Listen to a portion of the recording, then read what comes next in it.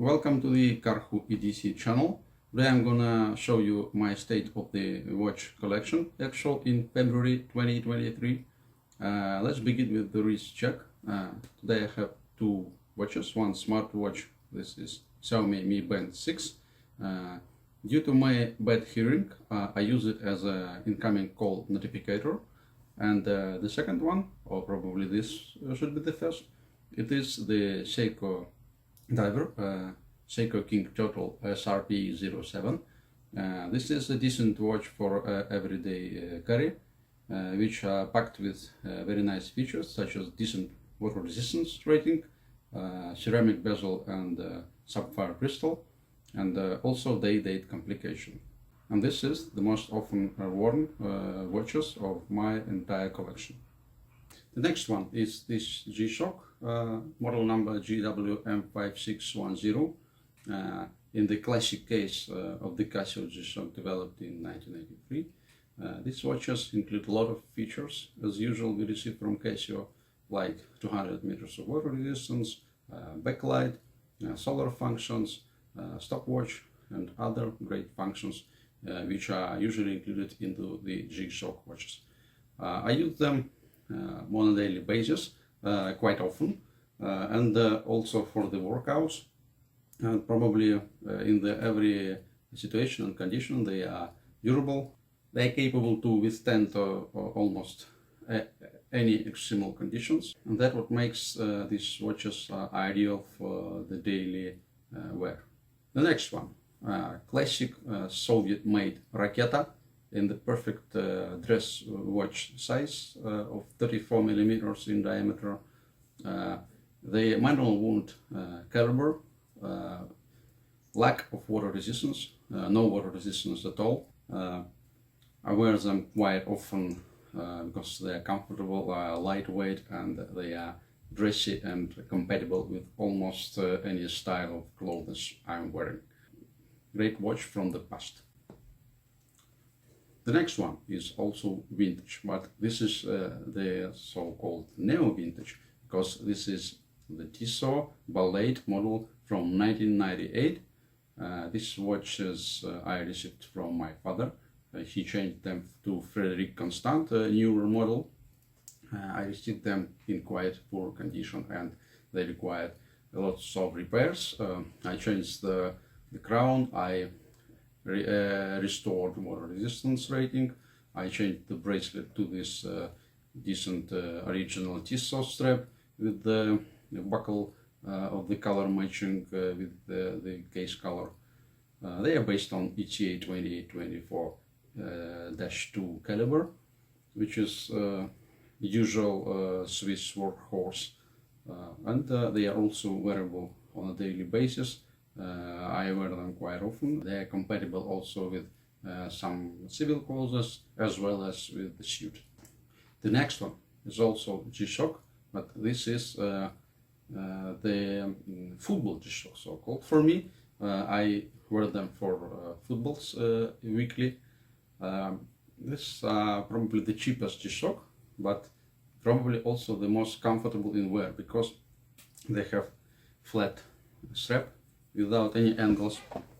You may compare here and see, this has angles, this hasn't. We also have the backlight, the 10-year battery function. This quite seldom function in the modern G-Shocks and also other Casio watches. They are durable, and I'm not afraid to lose them due to, for example, a straight ball kick, but actually they withstand all the stress during the football.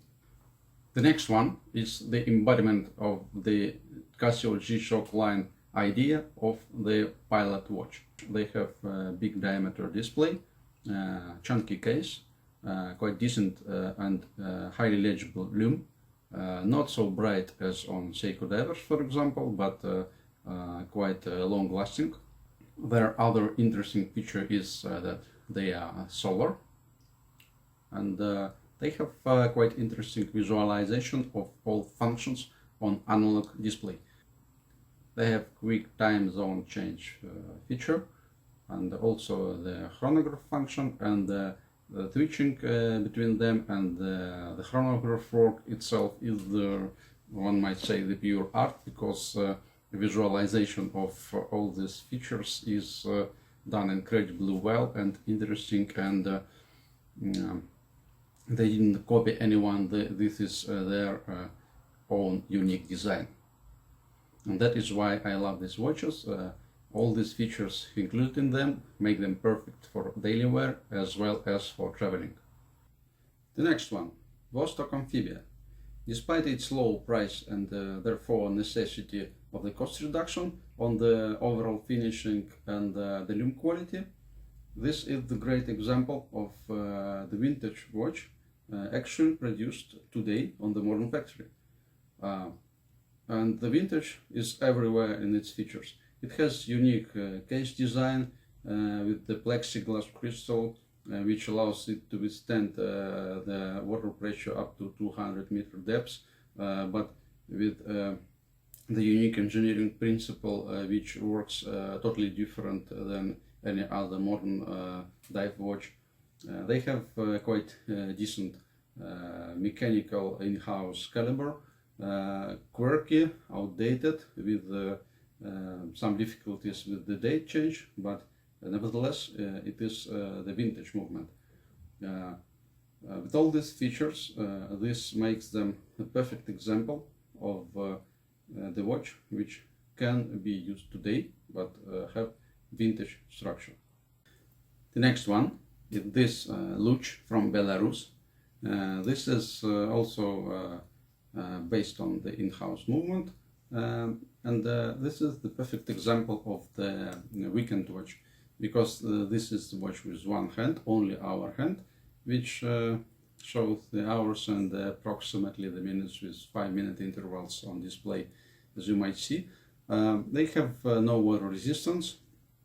They have quite lightweight case made of brass and chromium coating. All these features make these watches perfect for weekends when you need to relax but want to be with watches. The next one is Seiko SNK805, which combines the dimensions of classic field watch case with the figure watch display layout. This model is also perfectly capable for daily wear and also for weekend wear, when some sports or workouts included. They have a low water resistance rating of only 30 meters, but these are Seiko's 30 meters, decent 30 meters, with which some people already dived on this actual depth 30 meters and nothing happened with them. They feature display case back to enjoy the working of the caliber. The caliber is quite outdated.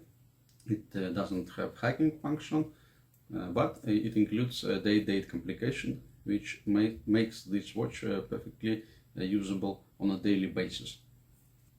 And the last one, a pocket watch from Orient. They are hand wound with display case back, and they are packed with some interesting features. Let's begin with sapphire crystal. The sapphire crystal is not only on the top here but also on the display case back. The next feature is quite decent, in my opinion, finishing with blued hands. I'm not sure if this is paint or this is the special heat treatment for the hands, but they look beautiful.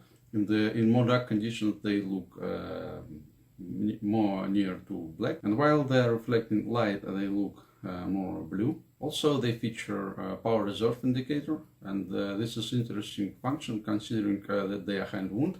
While you are hand winding them, the power reserve indicator increases the power reserve, and you may see it. This is the great feature in my opinion, when you can interact to this mechanical device in such way.